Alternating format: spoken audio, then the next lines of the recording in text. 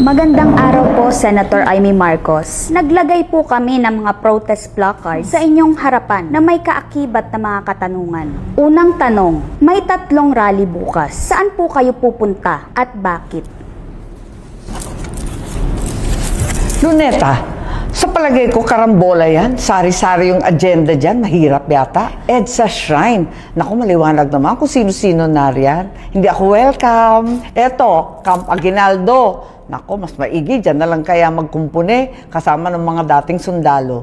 Meron pong 4 na opisina. Ano po ang maigsing mensahe nyo sa bawat opisina na ito? Malacanang.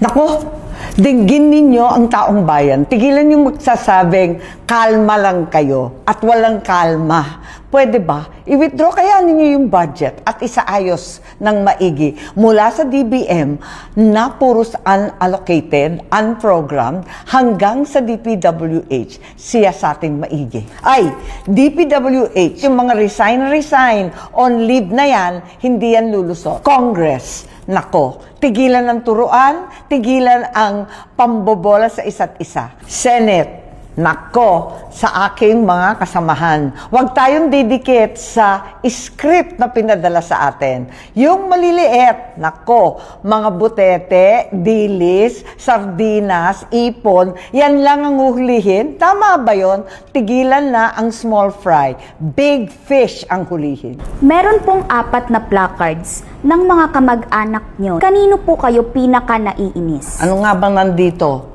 Sandro Marcos. Nanghihinayang ako, kabata-bata na, damay dito sa gulo. Bongbong Marcos. Nalulungkot lang ako kasi 36 years namin inasam-asam ito. Pinagtrabaho, pinagdasal. Nasayang eh. Martin Romualdez. Abay, pwedeng sabihin na iinis ako. Nagagalit ako, hindi lang simpleng inis. Naggagalaiti pa. Lisa Marcos. Hindi ko naman kamag-anak yan. Hindi ko naman ka-ano-ano. Thank you for watching.